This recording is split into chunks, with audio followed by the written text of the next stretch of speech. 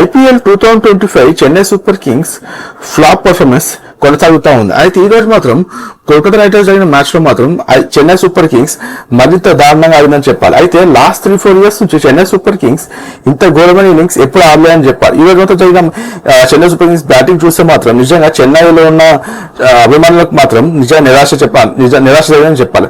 అయితే చెప్పాలి జరిగిన ఈ మ్యాచ్ లో చెన్నై సూపర్ కింగ్స్ బ్యాటింగ్ నిన్నత 20 ఓవర్స్ లో కేవలం 103 రన్స్ మాత్రం చేసింది. మొత్తం 20 ఓవర్స్ ఆడినప్పటికీ ఆ టీమ్ స్కోర్ మొత్తం ఓన్లీ 103 రన్స్.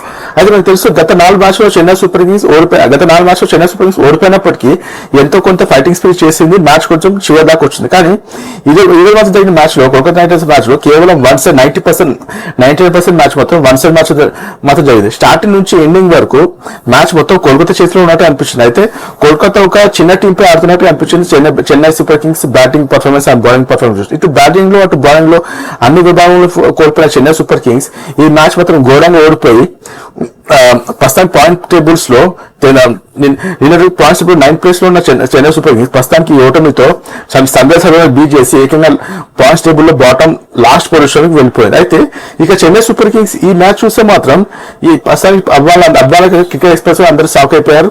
ప్రస్తుతానికి ఈ టీం అనేది ఈసారి మాత్రం ప్లే ఆఫ్ కి వెళ్ళడం మాక్సిమం డౌట్ గా 90% కష్టం అని చాలా మంది చెప్తారు. అయితే ఇప్పుడు చెన్నై సూపర్ కింగ్స్ జరిగిన మ్యాచ్ లో అటు బౌలింగ్ లో కూడా పూర్తి విఫలమని చెప్పాలి.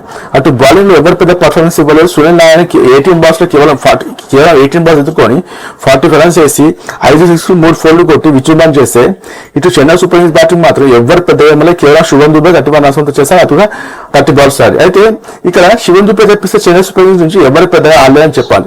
అయితే ఇలాగే కొనసాగుతున్న చెన్నై సూపర్ కింగ్స్ ఈసారి ప్లే ఆఫ్ వెళ్ళడం చెన్నై సూపర్ కింగ్స్ మాక్సిమం కష్టంగా ఉంది.